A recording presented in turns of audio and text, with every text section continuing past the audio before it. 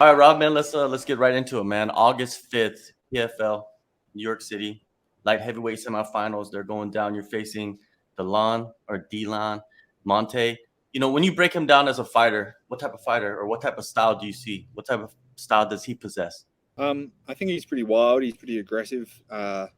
He uses a lot of his boxing. I haven't seen too much kicking out of him, but he has good boxing. He's fast, and he likes to push forward and push that pace. And then I've seen some of his other fights before the PFL, and he does use his wrestling. He is he did compete for his country in judo, so he's obviously got that base. But like everyone, they're going to be pretty well rounded. But yeah. Yeah, you mentioned that, you watched some of his fights before the PFL because the fights that he had in the PFL, both of them, I think it's a combined, 2 minutes of fight time. So there's not much to see. Did you see anything from that limited footage? Yeah, you can see a little bit, but yeah, the first fight, I think people maybe, didn't value him as much as they should have, considering it was his first fight only lasted 30 seconds and he lost, but he showed in the second fight he's much better than that. And even in that first fight, he was landing some good shots. I think he's got some of the better striking in the division, some of boxing wise anyway. You can see him land his shots. He's lands his jab and his overhand right in that first fight as well, and then you obviously see him use his boxing in his second fight to get that early finish. With his striking, with his boxing, is that something that is attractive about his style to you? It is nice. I'd consider myself having the best boxing in the division, so I'm looking forward to proving that on August 5th. He uses some nice punches, but he's also pretty wild. He kind of loads up a lot. He really swings wild, and I think I'm just going to be a lot too clean and crisp for him. I'm going to be able to keep him at my range and be too powerful for him to land those big shots. You're having your third fight in 5 months. What kind of toll does that take on the body? Yeah, so obviously this is my first time in the tournament, and it is a lot of fights. I think the most I've ever fought before is 3 times in 1 year. So fighting 3 times in, just over 3 months is a fair bit. But I'm trying to take that into consideration with my training, doing a lot more recovery work. I've been training hard all year, so I'm fit. I know I'm ready to go, and just making sure I'm not overtraining and making sure I'm doing the little things, getting treatment, ice bars, saunas, making sure I'm recovering and ready to go on August 5th. You've been in this game 10 plus years. You fought for the best promotions in the world, and you've trained with some of the best. Have you overtrained in the past? Have you caught yourself and said well, my body is not ready to fight, and it did have an effect on a fight? I've definitely overtrained in the past where, you're getting sick in training camps, run down, a little injuries. Not necessarily, I can't remember a particular fight where that affected me in the fight, but definitely leading up to it in training where, you just realize you're just constantly getting little injuries or you're getting sick over and over again, and you need to just kind of take a step back. But I think, as you said, I've been fighting for 10 plus years and trying to learn from all those lessons that I've had throughout my career and, just learn from that and improve. You've been in Colorado, right, training with Factory X, and the number one thing I ask fighters that go over to Colorado or Denver to train is, how were the first couple of months in altitude training for you? Or first couple of weeks, sorry. Couple of weeks. They were hard. So I had my first fight with the PFL in Dallas, and I was training back home for that. And then after that fight, I came over. So obviously I was in, fight shape. I had just had a fight. I've been training all year for it. And I didn't think it'd be too bad. And the first day of training wasn't too bad, but it was more technique than intense work. The second day we did a bunch of wrestling, and I was struggling. I was getting lightheaded. I was like, what's going on? I was kind of had to sit out a little bit because I felt like I was about to faint and seeing stars. That lasted for maybe a week and a half, and then I started to get used to it. Yeah. Yeah, for sure. And do you feel a huge difference in your cardio? So I guess the big tell is coming back down to sea level, and that's when you can kind of notice that elevation improve, gain. Obviously, while you're up here, you're still working in the elevation, so the low oxygen. But in my last fight, I know it didn't last too long. It was about 3 minutes, but I definitely wasn't breathing heavy. I felt really fit there. But overall, that's one thing I've been working on heaps. Probably ever since I got released from the UFC, was making sure I wasn't gassing out in fights and making, I've been pretty much on the assault bike for 4 or 5 years straight, and really working on that conditioning. Yeah. Is assault bike number one in the worst machines ever? It's pretty bad. Over here at Landau, where we do our strength and conditioning, they have like a climber where your legs and arms are going, and that's pretty bad as well. I think anything where you're using full body pushing, pulling, it's pretty hard. Yeah. Definitely. Over the past, yeah, Oh, yeah, and I feel sick on the assault bike. yeah, me too, man. It's something it feels good, but at the same time, it doesn't. I don't know. It's a weird mixed emotion with that machine, especially for myself. Over the over the past couple of weeks, man, I spoke to two of your teammates, Cody Brundage and Dustin Jacoby, and man, they both mentioned you for their camps, and yeah, you guys have this like synergy. Was that something that was instant between you and your teammates? Like anything, it takes a little bit of time, but those guys are awesome. They've been two of my main training partners as well as Josh Fremd. All those guys are, really good fighters, and it's been good to have those guys like pushing me. They're all good at different aspects of the game, so and all different styles. So it's just really good to be working with guys like that, and then having the confidence. I was doing a lot of work with Dustin Jacoby leading into my last fight.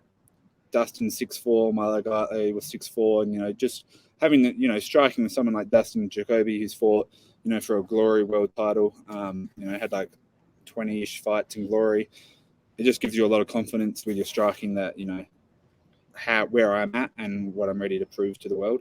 You're winning, Cody's winning, Dustin's winning. There's this momentum, and what does that feel like for you and the team? Yeah, it always feels good when the team's winning. It just shows that you guys are doing the right things, and Coach Mark, he's to thank for that. He knows what he's doing, and we're all training hard, we're pushing each other. We're getting getting those wins and the momentum rolling. It just kind of carries on, and you just want to get back in there and get to the next one and keep improving and keep helping each other just kind of reach our goals. And I wanted to go back to the fighting 3 times in 5 months, man. I feel like that is just incredible. To be able to do that. You mentioned earlier about the recovery and what is it? Yeah, the recovery. That's so important. Like how much was that something that you always did, recovery, or was that something that's new to you? I've always done it, and one of my strength and conditioning coaches, and actually, he treats me. He does like dry needling back home in Hobart.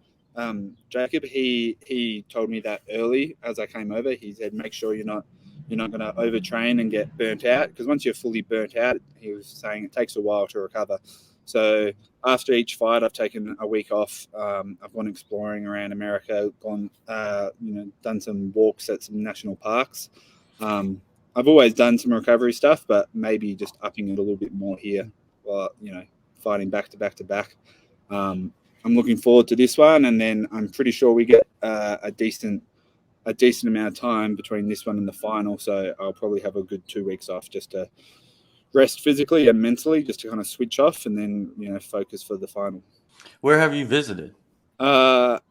We did a little road trip. I went down to Hyon National Park. I went to the Grand Canyon, and then we've done some trips in Colorado up to like Estes Park, up the Rocky Mountains, and just getting away and doing a couple of walks and just chilling out in nature.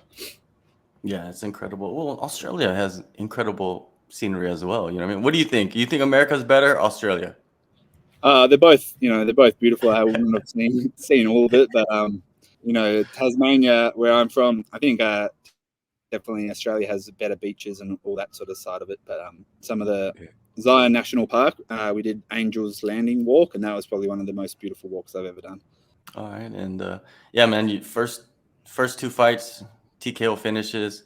People are basically expecting another knockout, right? When fans are like that, they're like, "Oh, you got a couple knockouts. We won another one." Is that what you expect, or are you seeing something different transpiring in this fight? I expect to finish. It is funny because obviously I've had a couple of knockouts lately, but throughout my career I've got a lot of submissions as well. So I'm I'm not averse to taking people down and getting a submission on the ground. But yeah, we'll just see. I'm happy to go wherever the fight goes, so we'll just see what happens on the night. But I'm looking to get it done early. On the other side of the bracket, you got Amari Akhmedov and Josh Silveira. What do you see in that matchup, and who do you consider the favorite to win that fight? I think Amari would be the favorite just with his experience. He's had, not sure how, close to maybe 30 fights, and he had a bunch in the UFC. He's got a lot of experience. With Josh is a lot younger coming into it, but I think it's a good matchup, and I'm not too sure who's going to take it. I was keen to watch the other fight, but obviously Junior Carlos got injured. Yeah, Antonio Carlos got injured, but for the final. I was thinking that too. I was thinking like you always want to beat the Yeah, champion, right? Beat the champ. So I was keen to see him in the final. I think I match up well against him as well, but he's injured. He'll be back next year. We're at the final four in this tournament, and there's four guys. Of course, you're number one. If you could rank the top four, how would you rank these guys? Silveira, Monte, and Akhmedov. I think the rankings that they're sitting at probably answer it pretty well. Yeah. Okay. I'd say Amari is definitely, he's one of the most experienced. He'd be up there in second as he is. The other two guys a bit younger, not as much experience in like big leagues, but definitely, have shown they're very good fighters. All right, now I wanted to go back to, of course, Australia, and there hasn't been many shows going on. Well, there hasn't been any shows going on from like major promotions. You have the Hex and the Eternals and all that. Why are promotions not going to Australia and New Zealand from your perspective? I mean, since COVID, it's been pretty strict with travel. I think we're pretty well opened up now. So I guess I'd imagine some, the UFC and some shows will be going down there soon. I know Bellator have talked about it, but never gone. I know PFL are looking at doing they're doing some finals. They're doing some in London and going overseas. I think it'd be awesome if they went down to Australia for one of their shows. I think it'd be huge. Obviously at the moment, especially if, before, say, the UFC went down or if no big promotion had been there, fans love it down there and it's going to get big turnouts. UFC sell, 60,000 tickets or whatever to some of their big stadium shows. So, but yeah, I think it's just COVID. We were pretty strict with the borders and everything there. So that's kind of slowed things down. When you compete for the PFL, the $1 million is something that is promoted and everybody's focused on it. For you, is it about the money? Not really. Everyone does ask that, and they're like, 2 fights away from $1 million. Even the other fighters kind of talk about it. One of my good friends back home actually said that to me. He said, after your fight, you just said you're one step closer to becoming a world champion, where everyone else is kind of talking about the money. And being a world champion's been my goal since I set out, for about 13 years now. So that means more to me than the money, and that's kind of what I'm focusing on. Obviously, the money's great. I haven't made much money doing this fighting for 10 plus years, so 100% want to start making some money, and $1 million is huge and life changing. I can buy a house back home, but yeah, my focus is to be a world champion, and that's what kind of drives me to get to the gym every day. All right, man. August 5th, PFL 7. You get to take one step closer to becoming a world champion, Rob. Thank you so much, man. I can't believe this is the first time I'm interviewing you, but hey, many more in the future. Thank you so much. Nice. Thank you.